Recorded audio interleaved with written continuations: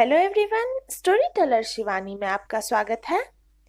आज की इस वीडियो में हम बात करेंगे रॉबर्ट साउदी की पोएम आफ्टर ब्लेनियम के बारे में। रॉबर्ट साउदी एक इंग्लिश पोएट थे और ये 1813 से until his death poet laureate रहे। इनका जन्म 12 अगस्त 1774 में इंग्लैंड में हुआ और इनकी death at the age of 68 21 March 1843 में हुई। आफ्टर ब्लेनियम एक एंटी वॉर पोयम है जिसे 1796 में लिखा गया और पोयम की सेटिंग बैटल ऑफ ब्लेनियम की साइट पर ही है जो 1704 में हुई थी।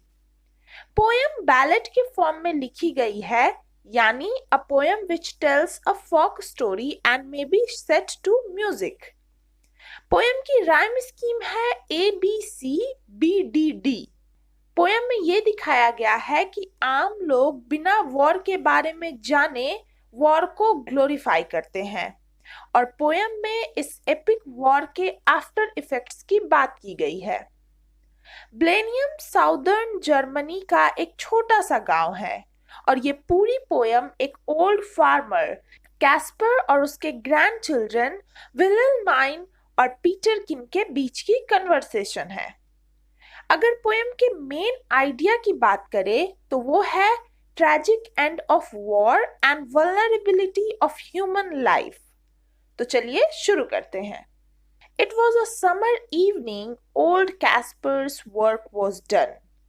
तो पोयम की शुरुआत गर्मियों की शाम को पिक्चराइज करते हुए होती है जब दिन लंबे होते हैं और लोग लगभग शाम तक काम करके घर वापस आ जाते हैं। तो वो गर्मियों की एक शाम थी, बूढ़े कैस्पर का काम हो चुका था। And he before his cottage door was sitting in the sun. और कैस्पर अपनी कॉटेज यानी झोपड़ी के दरवाजे के आगे ढलते सूरज में बैठा था।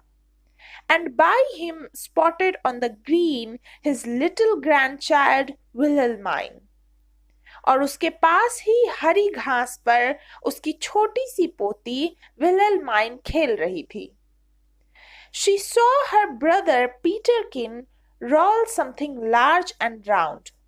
तो विलेल्माइन ने अपने भाई पीटरकिन को देखा कि वो कुछ बड़ी और गोल सी चीज लुढ़का रहा था, which he beside the rivulet in playing there had found. तो ये बड़ी और गोल सी चीज उसे तब मिली जब वो एक छोटी नदी या धार के पास खेल रहा था। He came to ask what he had found that was so large and smooth and round.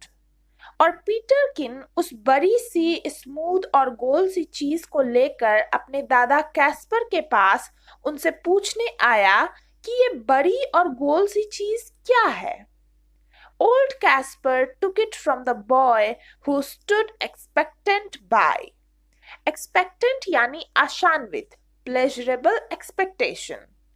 यानी अब वो बच्चा था तो उसे बड़ी एक्साइटमेंट थी कि ये क्या है और वो एक्सपेक्ट कर रहा था कि जरूर कुछ बहुत अच्छी चीज होगी।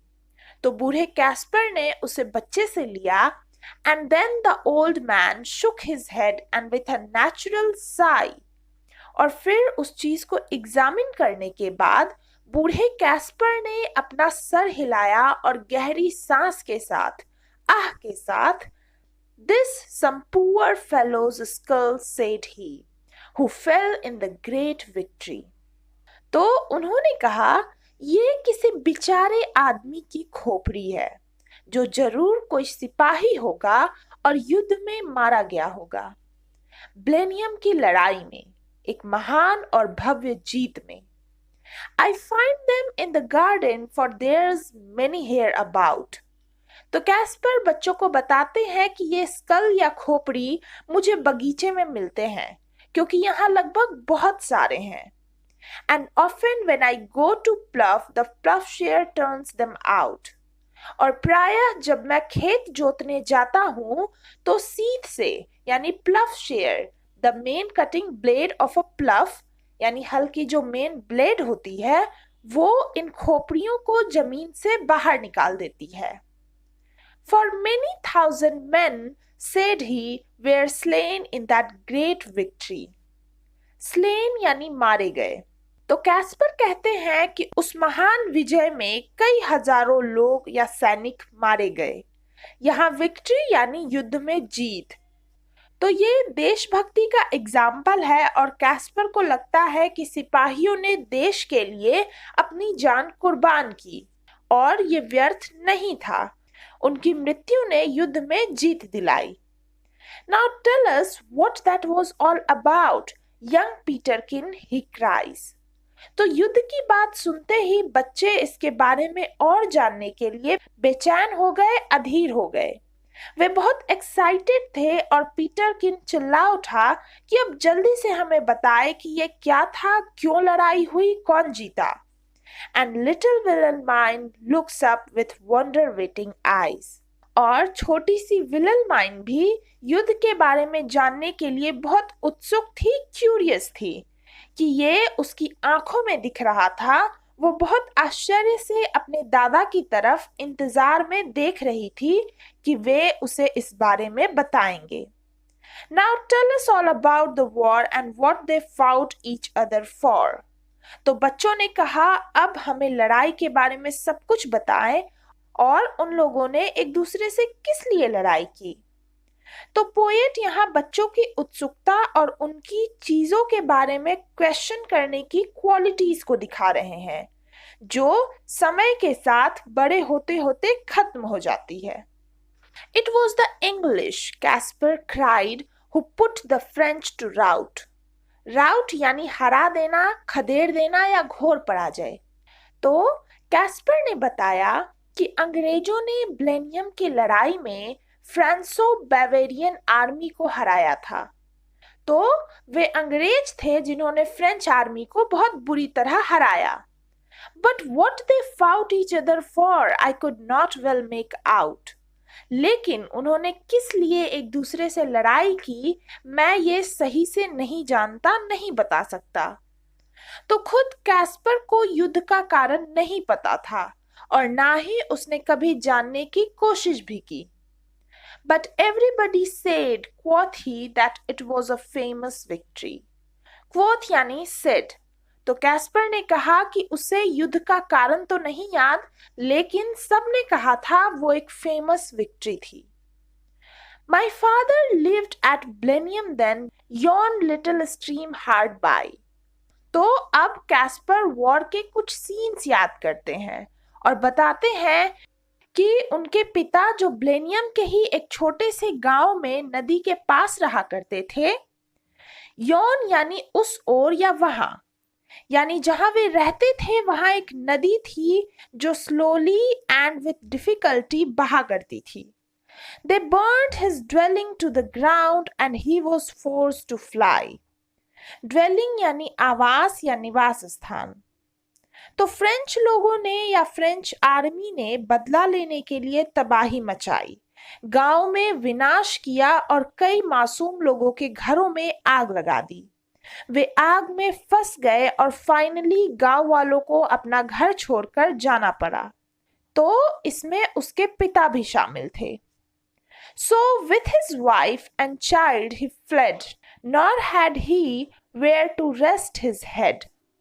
तो कैस्पर के पिता अपनी बीवी और बच्चों के साथ वहां से भाग आए किसी और शेल्टर की तलाश में, लेकिन युद्ध के कारण उन्हें सर छिपाने की भी जगह नहीं मिली, यानी उन्हें रहने के लिए कोई घर नहीं मिला और वो बस एक जगह से दूसरी जगह भटकते रहे। With fire and sword the country round was wasted and wide. तो इस स्टांजा में पोएट वॉर की उग्रता और कठोरता के बारे में बात करते हैं। फायर एंड स्वॉर्ड यहाँ एक आदमी की दूसरे आदमी के लिए निर्दयता को दिखाता है। ये डिस्ट्रक्शन, डेथ और हॉरर को दिखाता है, यानी पूरे देश में आग और तलवार से दूर दूर तक तबाही मची। And many a childing mother then and newborn baby died. और बहुत सारी माएं जिनके बच्चे पैदा होने वाले थे और न्यूबॉर्न बेबीज सारे मारे गए। तो ये युद्ध के वॉर के कंसिक्वेंसेस को दिखाता है कि वॉर दोनों ही प्रेजेंट और फ्यूचर दोनों को बर्बाद कर देती है। इसमें कई निर्दोष लोग मारे जाते हैं। But things like that, must be at very famous victory. तो यहाँ ये समझ आता है कि कैस्पर ने ये मान लिया है कि डेथ अनिवार्य है, सबको मरना ही है, और इसलिए वो इन सभी की डेथ्स को भी कैजुअल मान रहा है और कहता है कि इस तरह की चीजें हर तरह की जीत में होती है। फेमस विक्ट्री पोयम में बार बार आयरनी क्रिएट करने के लिए यूज की जा रही है। They said it was a shocking sight after the field was won. तो इस स्टांजा में भी पोएट युद्ध के दृश्यों के बारे में बात करते हैं कि जब युद्ध जीत लिया गया तो उसके बाद जो फील्ड का नजारा था बेहद शॉकिंग था, आश्चर्यचकित कर देने वाला था। तो ये कैसे? For many thousand bodies here lay rotting in the sun. तो क्योंकि सैनिकों के कई हजार शव सूर्य की रोशनी में सड़ रहे थे। तो आप इमेजिन कर सकते हैं कि ये सीन कितना हॉरिबल होगा, निर्मम होगा।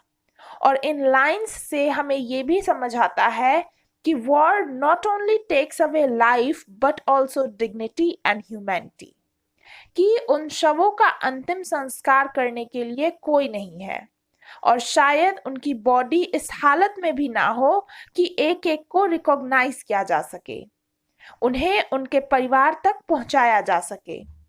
But things like that, must be after a famous victory. लेकिन ऐसी चीजें किसी फेमस विक्ट्री, एक महान विजय के बाद देखने को मिलती ही है। तो यहाँ ये फिर से आयरनी दिखाती है कि कैस्पर कह रहे हैं कि ये कॉमन है और ये कैसी महान विक्ट्री है जहां इतना डिस्ट्रक्शन हुआ, लाइफ और मनी का इतना नुकसान हुआ। नेक्स्ट स्टांजा में Great praise the Duke of Marlborough won and our good Prince Eugene. तो मार्लब्रो के राजा और राजकुमार यूजेने ब्रिटेन के प्रतिनिधि थे और इन्होंने लड़ाई में ब्रिटेन की जीत दिलाई। तो यहाँ कैस्पर ड्यूक और प्रिंस की तारीफ करते हैं कि उन्होंने फ्रेंच को हराया और देश को गौरव प्रदान किया। Why? It was a very wicked thing, said little Wilhelmine. तो ये सब सुनकर विलेल्माइन बोल उठी, क्यों? ये अच्छा कैसे? कि वॉर तो बहुत गंदी है और एक्सट्रीमली बैड चीज है। और उसे आश्चर्य था कि कैसे उसके ग्रैंडपा इसकी तारीफ कर सकते हैं। "नै, नै, my little girl," quoth he, "it was a famous victory." नहीं नहीं मेरी बच्ची, उन्होंने कहा, वो एक महान विजय थी। तो जाहिर सी बात है कि ये उनका मन भी जानता है कि वॉर से कितने डिस्ट्रक्शन और कितना कष्ट हुआ, पर वो इस बात को दबाने के लिए बार बार इस वॉर को महान बता देते। लास्ट स्टांजा में and everybody praised the Duke who this great fight did win. तो सभी ने ड्यूक की बहुत तारीफ की जिसने उस युद्ध में जीत दिलाई। कैस्पर ये सब खुशी से याद करते हुए बता रहे थे। But what good came of it at last, quoth little Peterkin. तो अपने दादा को ड्यूक के बारे में कहते हुए देख छोटे पीटरकिन ने सवाल किया कि आखिर इस वॉर का क्या रिजल्ट हुआ, इससे क्या अच्छाई निकल कर आई, इसका क्या अंजाम हुआ। Why, that I cannot tell, said he. But it was a famous victory. लेकिन बूढ़े दादाजी के पास इसका भी जवाब नहीं था। लड़ाई क्यों हुई ये मैं बता नहीं सकता, लेकिन वो एक महान और प्रसिद्ध विजय थी। यानी ये युद्ध एक बेकार और तुच्छ डिस्प्यूट के कारण हुआ जिसने हजारों हजार सैनिकों की जान ली, और कोई भी विक्ट्री उन मरे हुए लोगों को जिंदा नहीं कर सकती। और इसलिए पोएट भी थ्रू दिस पोएम वॉर का क्या पर्पस है, वॉर की जरूरत क्यों है, ये सवाल करते दिखाई पड़ते हैं। तो आई होप आपको वीडियो पसंद आई होगी। Thank you.